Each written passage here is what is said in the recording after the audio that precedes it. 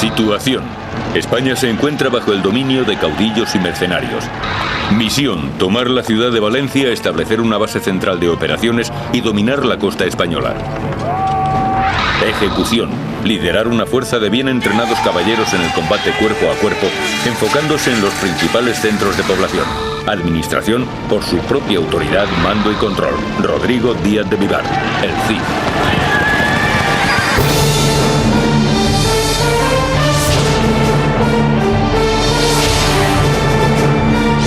El Cid.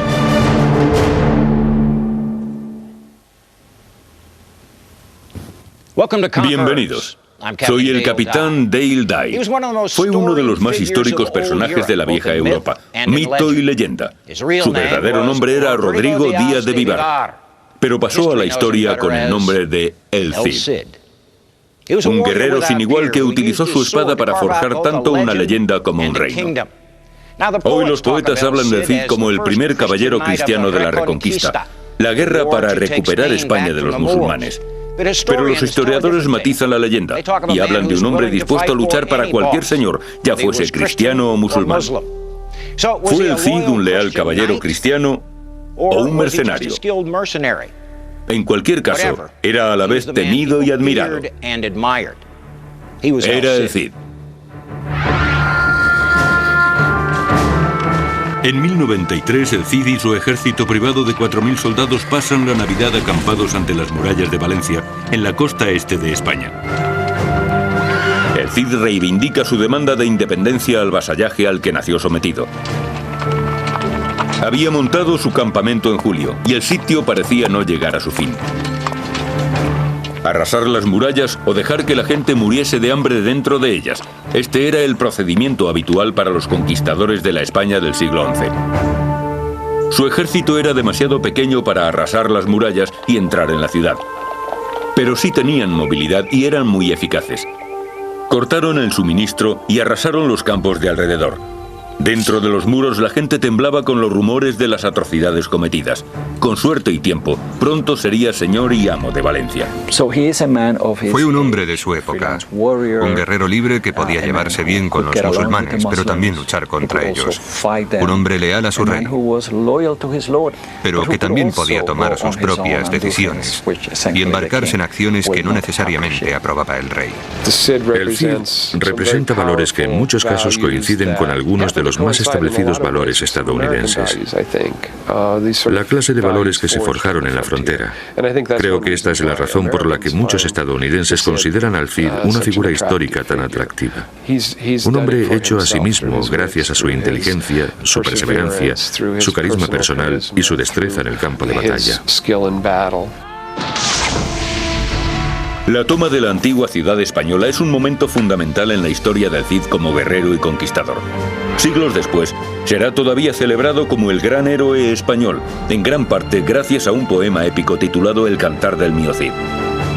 El poema de 3.700 versos está universalmente considerado como el más antiguo pilar de la literatura española. Pero por su propia naturaleza como poema épico, es también una fuente cuestionable para los historiadores. El Cantar del Mío Cid es esencialmente un trabajo de ficción, a menudo en contradicción con hechos históricos bien conocidos. ¿Cómo determinar entonces la verdadera historia de la vida del Cid? Para conseguirlo, debemos viajar al pasado, a la época y el lugar de su nacimiento.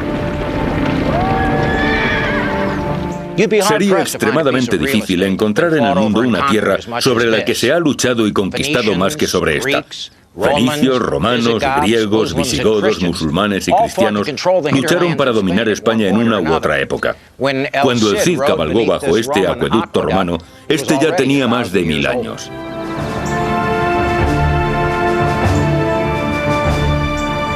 En el siglo VIII llegaron a España un gran número de árabes musulmanes y conversos bereberes. Los españoles llamaron a los invasores moros, ya que llegaban desde Marruecos. Empujaron a la nobleza cristiana española hacia el norte, hacia las montañas, pero permitieron que se quedasen en el sur muchos residentes cristianos y judíos. España disfrutó de un notable auge cultural bajo el dominio árabe. Los califas musulmanes construyeron fantásticos palacios y mezquitas. También introdujeron importantes avances agrícolas y científicos. Con su base principal en la ciudad de Córdoba, la dinastía musulmana gobernó España durante más de 3 siglos. Pero 10 años antes del nacimiento del Cid, la dinastía se rompió en pedazos. Los caudillos musulmanes dividieron la región en numerosos distritos, los llamados estados de Taifa. La nobleza cristiana del norte inmediatamente se aprovechó de los fracturados estados moriscos. Se convirtieron en presa fácil para los reyes cristianos. Y había mucho dinero en juego. Se pagaban grandes cantidades en tributos. A este complicado mundo llegó el Cid. Nació alrededor del año 1040 en el seno de una familia cristiana que vivía bajo la cultura y costumbres del Islam. Creció rodeado de gente que hablaba árabe, gente que o era musulmana de nacimiento o comprendía la lengua árabe. Hay que tener en cuenta que los cristianos y judíos de los siglos VIII, IX y X articularon su propia cultura en árabe. Era el idioma dominante. El Cid creció bajo el reinado de un rey cristiano, Fernando I de Castilla y León. El rey Fernando gobernó bajo lo que parecía una clásica situación de protectorado. Obligaba al pago de tributos a los moriscos estados de Taifa del sur de España y enviaba partidas de asalto a luchar contra los que no pagaban. A diferencia de lo que sucedía en otras zonas de Europa, los reyes no tenían grandes propiedades que generasen fuentes de ingresos importantes. Su forma de obtener rentas era participando en estas incursiones. La España medieval ha sido descrita como una sociedad organizada para la guerra, es decir, una sociedad con marcado énfasis por la guerra. Una sociedad esencialmente dominada por aquellos que sustentan el monopolio de las armas. Para poder mantener el control, el rey dependía de los servicios de caballeros y mercenarios. A la edad de más o menos 14 años, el Cid fue llevado a la corte real para servir a Sancho, el hijo mayor del rey Fernando. La educación del joven Cid fue moldeada a su destino, vasallo y soldado.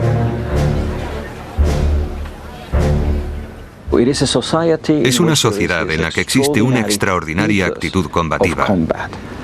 Y a esta sociedad pertenece el Cid. Es un miembro más de la nobleza mediana, es decir, de aquella gente que no ha alcanzado el poder de la verdadera nobleza. La mayor parte de la juventud del Cid transcurrió bajo un intenso entrenamiento militar, en particular en el aprendizaje del arte del uso de la espada. Dicen que el padre del Cid le dio la espada de un gran guerrero visigodo, Mudarra. Las armas y la armadura eran premios que pasaban de generación en generación. Una espada como esta se convirtió en el arma preferida del Cid. Pese a que no era tan pesada como las habituales espadas feudales, sí era una pieza de acero letal que podía atravesar la clásica armadura de malla de la época. A los guerreros españoles del siglo XI no les importaba tanto su armamento. Lo único que necesitaban era un arma con la que poder destrozar al enemigo y con la que poder atacar desde sus caballos. Las armaduras de aquella época eran excepcionalmente ligeras. El objetivo, poder llevarlas con comodidad en las largas campañas de asalto. Pero el éxito militar en la Edad Media necesitaba algo más que el frío acero. El Cid, para llegar a convertirse en el soldado que más tarde demostraría ser, aprendió a utilizar otras herramientas. El Cid era un experto en el uso del astrolabio, un antiguo instrumento de origen griego que se utilizaba tanto para la orientación como para medir el tiempo. Los musulmanes introdujeron su uso en España y permaneció como uno de los principales instrumentos usados por los astrónomos hasta finales del siglo XVIII. La habilidad del Cid en el uso del astrolabio, especialmente como ayuda para su orientación en su cabalgar por España, le serían de gran utilidad durante el resto de su vida.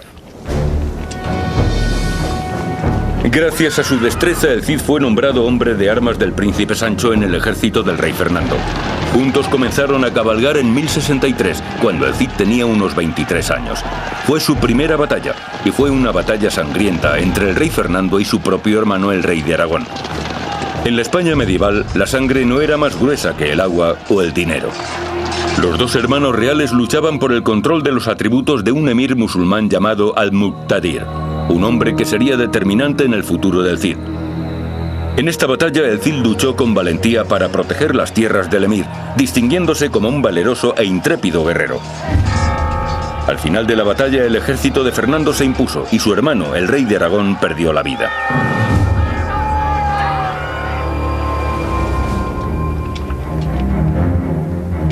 Dos años después moría el rey Fernando.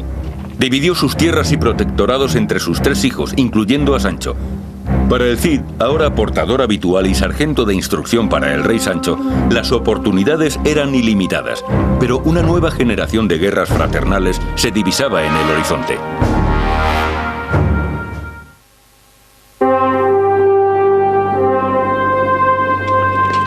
Con poco más de 20 años, el Cid era hombre de armas para el rey Sancho II de Castilla. Para un guerrero en la corte, era el más alto rango. La caballería del Cid estaba compuesta de hombres de la nobleza media, hombres como él. Compraban sus propios caballos y armaduras, y el Cid les adiestraba para el combate, incluyendo el combate a caballo. En el siglo XI surgió una innovación importante en el combate a caballo, con el desarrollo de lo que se llamó la lanza acostada. Anteriormente, un guerrero a caballo podía usar la lanza de 2 maneras: por encima, para lanzarla, o por debajo, para clavársela al enemigo. Con esta nueva lanza, el soldado tenía un asta más larga y pesada que podía sujetarse con la mano bajo la axila, lo que le daba más extensión a su letal punta. La utilización de este tipo de lanza sobre un caballo al galope requería un buen entrenamiento. Pero las ventajas para hombre y caballo eran obvias. Un arma letal compuesta por la fuerza de la lanza, el hombre y el caballo.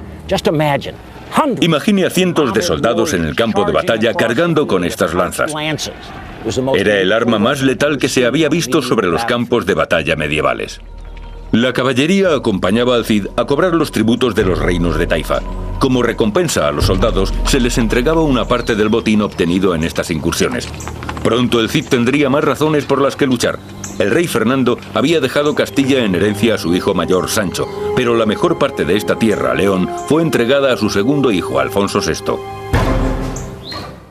Cuando el rey Fernando reparte su reino, comete el gran error de dar una parte a Alfonso y otra a Sancho. De este modo, una vez más, los reinos de León y Castilla quedan divididos. En 1068 los conflictos y envidias fraternales terminan en guerra.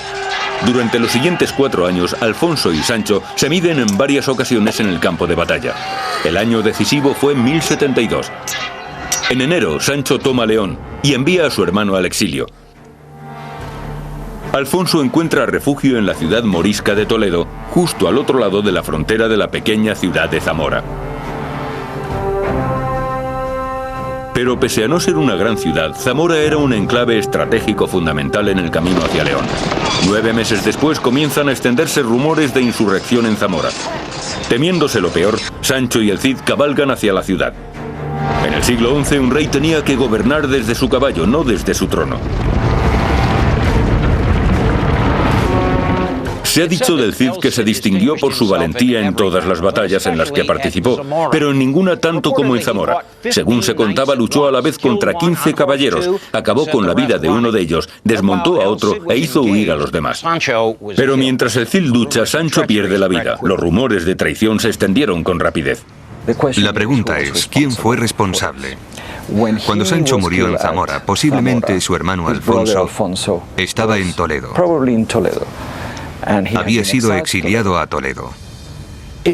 Yo tengo la sensación, al igual que mucha otra gente durante los últimos 900 años, que su hermano Alfonso estaba implicado en la muerte de Sancho, aunque no de forma directa. Desde luego fue el mayor beneficiado por su muerte. Inmediatamente se hizo cargo del reino de Sancho. Afortunadamente, la incomparable destreza del Cid en los campos de batalla le aseguró un lugar en la corte de Alfonso, si así lo decidía él. El Cid necesitaba un rey del mismo modo que un vasallo necesita un señor. Y el rey necesitaba al Cid del mismo modo que un señor necesita un vasallo. Lo que quiero decir es que en esta época esa era la base de la negociación, del compromiso, de enterrar el hacha, de seguir adelante. Si querían sobrevivir, estas eran las reglas. Y de verdad creo que así sucedió en realidad. En el poema épico a esta pragmática reconciliación se le da una importancia mítica. Obliga al rey a jurar que no tiene nada que ver con la muerte de su hermano, con su traición. Y Alfonso VI lo hace. Jura no ser responsable de aquella traición. Aunque la poética historia de este juramento es mítica, sí hay evidencia suficiente que demuestra que el Cid y el rey Alfonso negociaron un acuerdo. El Cid contrae matrimonio mediado el año 1070. La boda se celebra por todo lo alto. Existen muchas posibilidades de que dicho matrimonio fuese en realidad concertado por el rey, en parte como recompensa por los servicios que el Cid le había prestado. Uno de los testigos de la boda es García Ordóñez, el soldado y cortesano favorito del rey Alfonso. Pronto se convertiría en la némesis del Cid. La corte de un rey en la España del siglo XI era un lugar bastante difícil, como suele suceder en todas las cortes. El tipo de entorno donde los odios y rivalidades surgen sin parar. Los primeros problemas surgen en 1079 con la recaudación de tributos. El Cid fue enviado a Sevilla, García Ordóñez a Granada. Algunas fuentes aseguran que el primer paso lo dio García Ordóñez. Otros sugieren que la primera agresión fue obra del Cid. Todos están de acuerdo con que se encontraron en el campo de batalla en Cabra. Y fue un encuentro sangriento, con el Cid empuñando su imponente espada, acabando con la vida de cuantos se cruzaban en su camino. Cuando el fragor de la batalla terminó, el Cid surgió victorioso. No solo eso, capturó a García Ordóñez y lo mantuvo prisionero durante 3 días. García Ordóñez tenía muy claro que había sido públicamente humillado por el Cid. Y esto era algo que ningún respetuoso noble de la época tenía intención de permitir. El Cid liberó a García Ordóñez, pero este jamás olvidó la humillación. En el cerrado y viciado círculo de la corte real, García Ordóñez fue más rápido a la hora de conseguir que el rey le dedicase unos minutos de atención. Comenzaron a extenderse los rumores de que el Cid se estaba quedando con parte de los tributos que recaudaba para el rey. García Ordóñez es una especie de perdedor resentido, una persona envidiosa, y no está dispuesto a aceptar la presencia en la corte de quien considera una revista. Llama al Cid el hijo del molinero, que es posiblemente el peor insulto que se le puede dedicar a alguien en la Edad Media, ya que a los molineros se les consideraba tramposos y ladrones, que siempre se quedaban con parte de la harina de los que utilizaban sus servicios. Tenemos pruebas de fuentes independientes, en concreto de fuentes musulmanas, de que el conde García Ordóñez era conocido como Boca Torcida. Y aunque es posible que este apodo tenga su origen en algún tipo de deformación física, como un labio leporino o algo similar, también podría indicar que sus defectos eran más morales que físicos. En definitiva, que era un hombre con tendencia a mentir, a crear problemas. En 1081, el Cid dirige un enorme ejército al asalto de los asentamientos cercanos a Toledo, otro protectorado del rey Alfonso. Su pretexto era cobrarse venganza contra los bandidos que operaban en aquella zona. El Cid y sus caballeros asolan la campiña y hacen prisioneros a 7.000 hombres.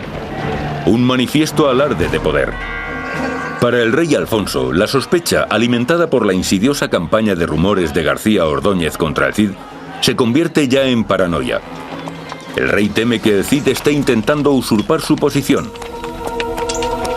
Le envía al exilio y confisca todas sus propiedades. Para el Cid, toda una vida de servicio queda borrada de un plumazo. Le espera un futuro sombrío.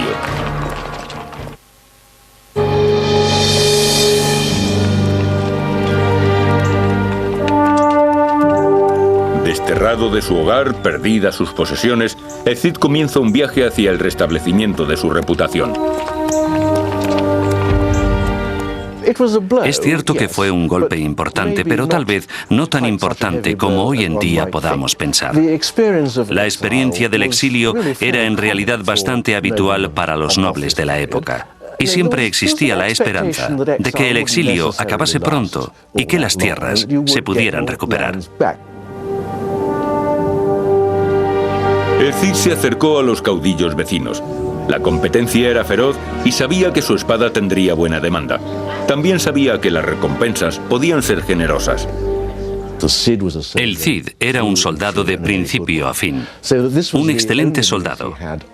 Así que en realidad era la única forma que tenía de ganarse la vida. Tenía que encontrar a alguien que le pagase por luchar. Tenía que convertirse, en una palabra, en un mercenario, y es lo que hizo durante su exilio. En Zaragoza se reencuentra con el emir al-Muqtadir, el mismo contra el que luchó en 1063. Desde aquellos años, al-Muqtadir había añadido una buena parte de la costa mediterránea española a su reino. Diplomático de éxito, también era conocido como poeta, filósofo y maestro de astrología y geometría.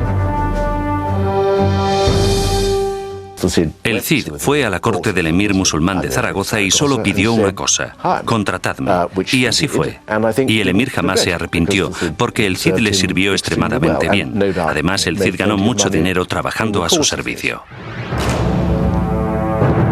Al-Muqtadir había seguido atentamente la trayectoria del Cid, de joven y novato soldado a miembro de la corte real, con el poder suficiente como para conseguir que el rey Alfonso VI se sintiese amenazado.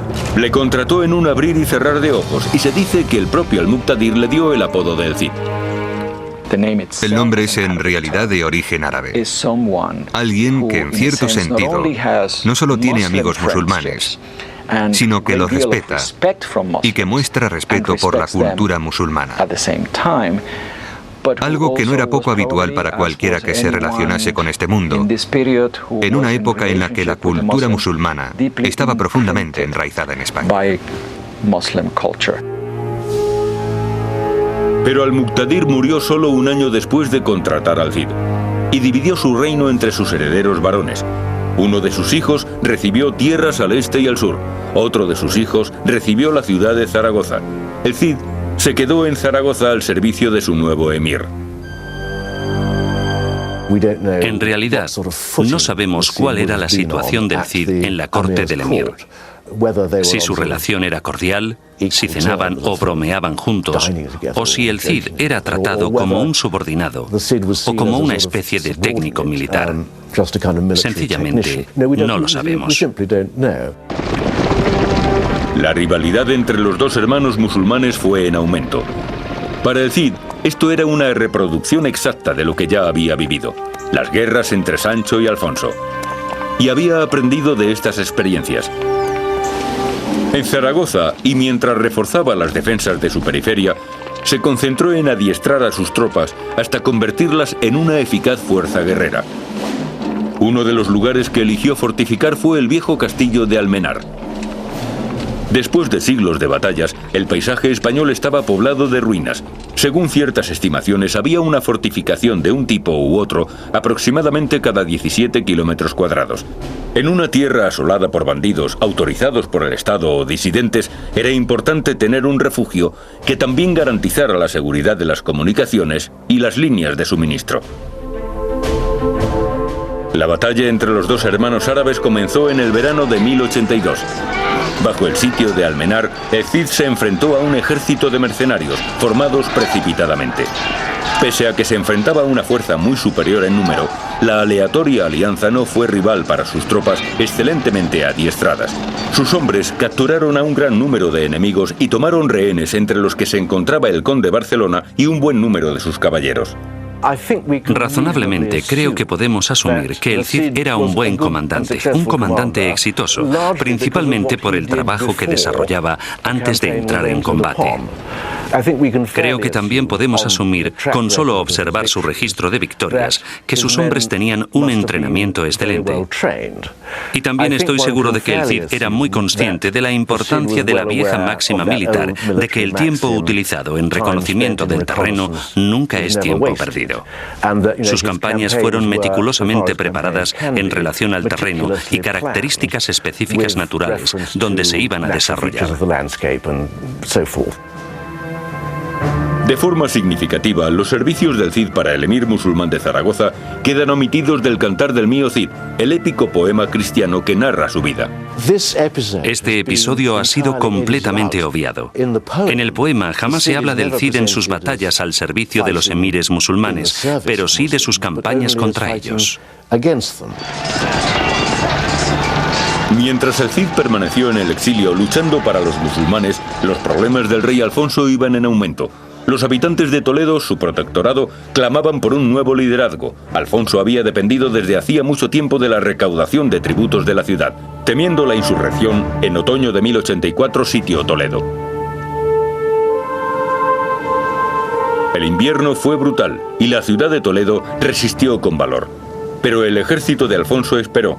La toma de la ciudad duró 10 meses. En mayo de 1085, asolada por la hambruna y las enfermedades, la ciudad tuvo que rendirse. Fue la primera conquista importante de un ejército cristiano en 300 años. La noticia hizo sonar la alarma. Los líderes musulmanes temían que esta fuera la primera de muchas invasiones. Fue una llamada de atención para todos ellos, porque significaba que los castellanos empezaban a tener otras ideas más allá de la de simplemente cobrar tributos de los ciudadanos. Para evitar la reconquista cristiana del sur de España, los musulmanes dirigieron su mirada a través del estrecho a África. Allí surgía un nuevo poder, una estricta y militarista secta del Islam, los almorávides. Estás atrapado entre la espada y la pared. En el norte los cristianos, que a veces son amigos pero otras veces asolan tus tierras.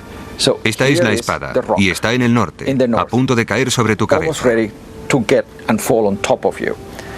Y luego en el sur, el norte de África, los almorávides, un grupo de musulmanes más estricto, con una visión muy diferente de lo que debe ser el Islam, más austeros, más exigentes con sus súbditos. La pared. Los musulmanes que vivían en España construyeron un mundo de enorme belleza, lujo y ocio. Eran devotos musulmanes, pero apreciaban el vino y la astrología. Los gobernantes de los reinos de Taifa sabían que perderían sus ciudades, pero todavía tenían tiempo para elegir quiénes llegarían a ser sus conquistadores. ¿Con quién tienes más en común? ¿Con alguien como el Cid? ¿Con alguien como Alfonso VI, que ha vivido entre tu gente? ¿O con Yusuf, líder de los almorávides? Se habla de un gobernante musulmán que dejó sus ideas muy claras con la famosa frase: prefiero ser camellero en Marruecos que piara de cerdos en Castilla. Una nueva oleada de invasores estaba de camino.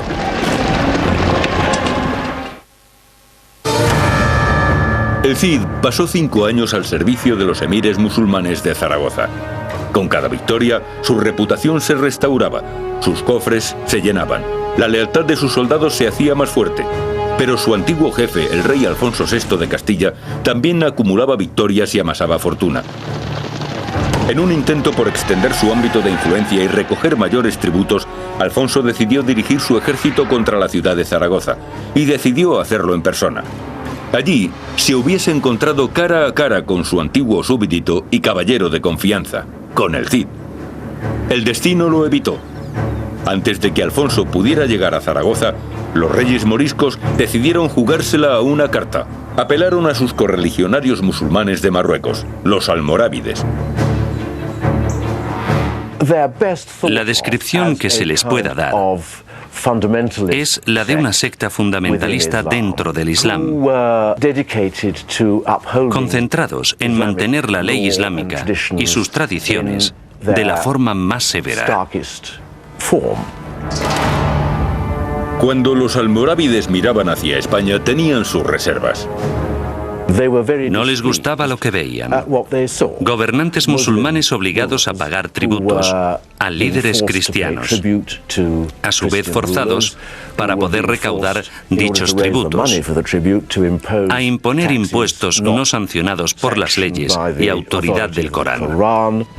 La nueva fuerza invasora de Marruecos estaba liderada por un guerrero llamado Yusuf. Atravesó el estrecho de Gibraltar con un ejército de 7.000 hombres entre caballeros e infantería. Llegaban a España a defender un territorio que ya habían conquistado hacía cientos de años. El ejército de Yusuf incluía además guerreros del África subsahariana, armados con lanzas de bambú, escudos de cuero y tambores de guerra. Atravesaron España dirigiéndose hacia el norte, reclutando mercenarios y tomando esclavos. Cuando llegaron a Sagrajas, formaban un ejército de 20.000 hombres. Y en Sagrajas comenzó la batalla. El rey Alfonso, con su ejército de aproximadamente 40.000 soldados y aliados, desencadenó un ataque sorpresa con su caballería durante las plegarias nocturnas musulmanas del viernes. Pero el ataque fue repelido y la caballería cristiana fue rápidamente superada y masacrada. Muchos aliados de Alfonso desertaron, algunos aterrorizados por el mal augurio que en ellos provocaban los tambores y el extraño armamento de los guerreros africanos que seguían a Yusuf. Los caminos quedaron cubiertos de cadáveres. Fue una derrota aplastante, pero el rey Alfonso escapó. La batalla de Sagrajas en el año 1086 fue para el rey Alfonso una demoledora derrota. Era un rey que llevaba ya 20 años gobernando con éxito. Pero los almorávides no habían venido a ocupar España. Una vez derrotado el ejército de Alfonso, volvieron a Marruecos y el rey se aprovechó del momento. Se puso en contacto con el Cid, puso fin a su exilio y le pidió volver a su corte. Así que en el despertar de aquella terrible batalla, nos encontramos con que el rey Alfonso devuelve sus favores y llega a un acuerdo con el Cid. Necesitaba gente capaz de ayudarle a retomar las riendas. Aquello era, podríamos decir, un mercado de vasallos. El Cid había adiestrado a su ejército hasta convertirlo en lo que parecía una invencible máquina de guerra. Estuvo de acuerdo en defender las tierras del rey Alfonso ante cualquier amenaza. A cambio, el Cid tendría derecho a la propiedad de las tierras que tomase a los musulmanes, propiedades que pasarían a sus descendientes. Podría, en definitiva, establecer su propia dinastía. Es en muchos aspectos lo que hoy llamaríamos un freelance. Alguien que se alía con los musulmanes contra los cristianos, que se alía con los cristianos contra otros cristianos. Alguien que intenta construir su propio reinado o estado, mejorar su posición económica. Convocados por el líder musulmán de España, los almorávides vuelven 3 años después. Resumiendo la historia, durante los años siguientes, Yusuf y los almorávides conquistaron los principados islámicos de España, reunificando de esta forma el Islam español bajo una única autoridad que, por supuesto, era más que amenazadora para las autoridades cristianas, entre ellas Alfonso VI en el norte. Así que el rey pasó de estar en el bando agresor durante la década de los 70 y principios de la década de los 80 a estar en el bando defensor. Consciente de sus problemas, en 1089, Alfonso VI convoca al Cid para solicitar su ayuda en su lucha contra los invasores almorávides. Fue la prueba más importante de su reconciliación, pero no duró mucho. El Cid no acudió a una importante cita en un campo de batalla y Alfonso sufrió otra importante derrota. Culpó de esta derrota al Cid y de nuevo lo envió al exilio. Esta vez, el Cid no buscó un nuevo patrón.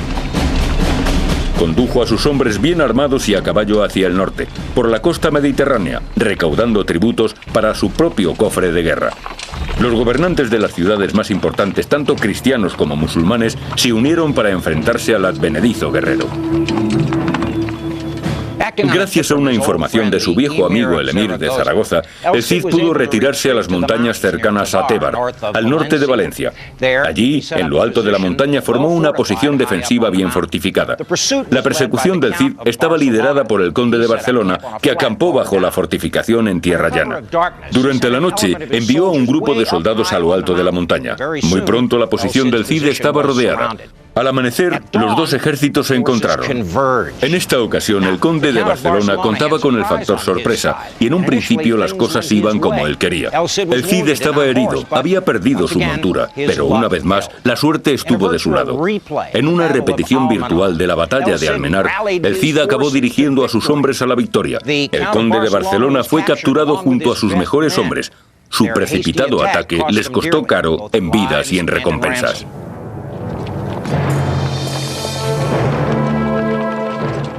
Está demostrado que el Cid era un comandante de gran habilidad. Y creo que también está claro que era un comandante con suerte, aunque sospecho que esto podía tener que ver con su moral y la moral que supo transmitir. Durante los años siguientes, el Cid fortaleció su bastión en la costa, estableciendo su centro de poder cerca de Valencia, ciudad de donde recaudaba tributos. Su mayor desafío a la hora de dominar la ciudad vino del rey Alfonso. Con la ayuda de una recién aislada flota italiana, Alfonso bloqueó Valencia. Pero el Cid respondió con un ataque donde más le dolía al rey, en Castilla. El Cid dirigió personalmente un brutal ataque sobre esta rica región. Llegó a las tierras de García Ordóñez, en La Rioja, y arrasó con todo aquello que encontró en su camino. Violentamente, sin piedad, devolvía la jugada a sus enemigos. Esta despiadada incursión del Cid tuvo éxito. Alfonso entendió el aviso y abandonó Valencia. Pero para el Cid, una nueva amenaza comenzaba a agruparse en el sur. Los almorávides habían dirigido su mirada a la tierra del Cid, Valencia.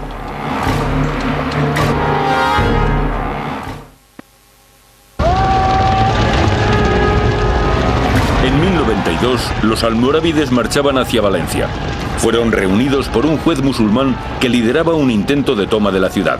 El Cid, después de conseguir que el rey Alfonso abandonase Valencia, estaba más que decidido a mantener la ciudad y sus ricos tributos. Para él era el sueño de un reino propio. Pero Valencia es, evidentemente, un lugar muy especial, un premio increíble. Porque la ciudad está además rodeada de una tierra increíblemente fértil, la Huerta de Valencia, una zona agrícola que produce una enorme cantidad de bienes agrícolas y que cuenta con un fantástico sistema de riego.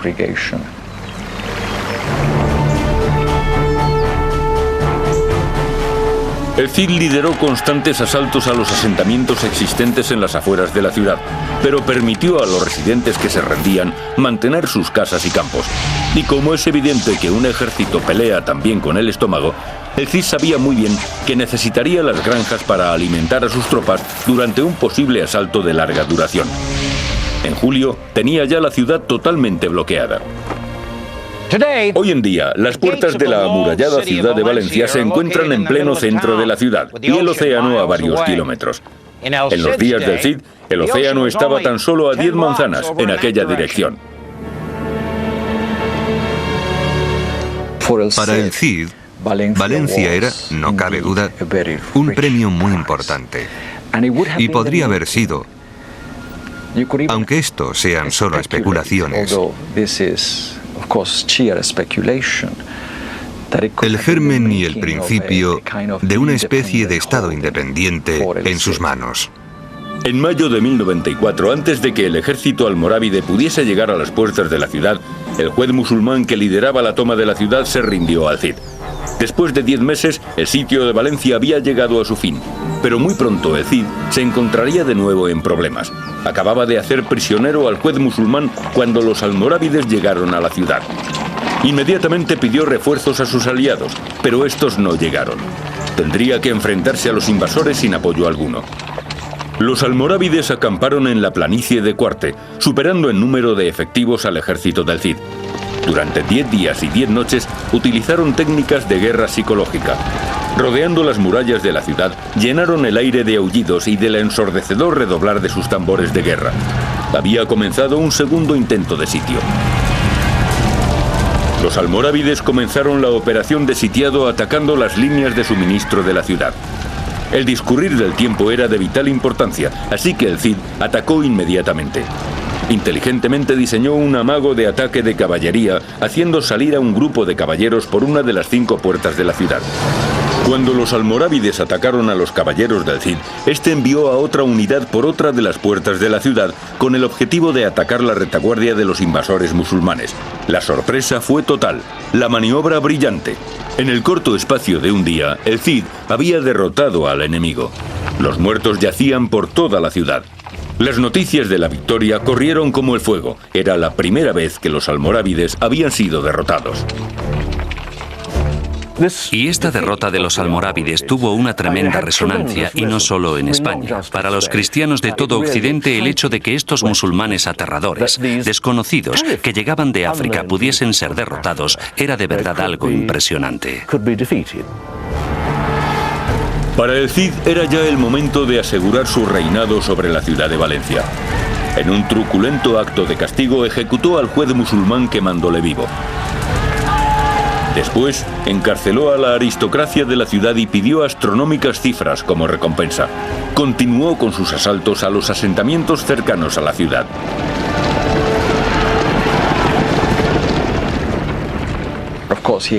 Está claro que ha sido descrito como un líder duro. En cierto sentido, en la Edad Media, en la Valencia del Cid, es todo cuestión de gobernar con mano dura.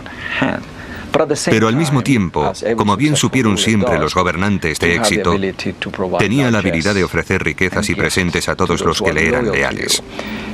Se trata de castigar al malvado y recompensar al bueno, lo que esencialmente significa castigar a tus enemigos y recompensar a tus amigos, sean quienes sean. La habilidad que demostró el Cid para derrotar a los hasta entonces invencibles ejércitos almorávides es realmente notable. Y creo que también se podría decir que, en cierto modo, es además inexplicable. Pero tenía la reputación de ser invencible. Y de verdad creo que cuando luchas contra alguien al que todos consideran invencible, es bastante aterrador. La siguiente conquista era la roca de Murviedro, al norte de la ciudad. El Cid pisaba huellas históricas. Hacía 1400 años que Aníbal había luchado por esta misma posición. Mientras siguiese en manos musulmanas, los derechos del Cid sobre Valencia estaban en peligro. Es de manera sencilla la más importante posición defensiva natural en el conjunto del sector central de la costa mediterránea española. Las comunicaciones, el transporte de mercancías y suministros militares, todo ello podía quedar amenazado si las fuerzas hostiles controlaban la roca de Murviedro. En Murviedro, el Cid empleó tácticas psicológicas propias. Amenazó con quemar vivo o torturar y ejecutar a todos los que estuvieran dentro de la ciudad y no se rindiesen. Y cuando se rindieron, los hizo marchar encadenados hasta Valencia. Ya era el indiscutible dueño de la ciudad.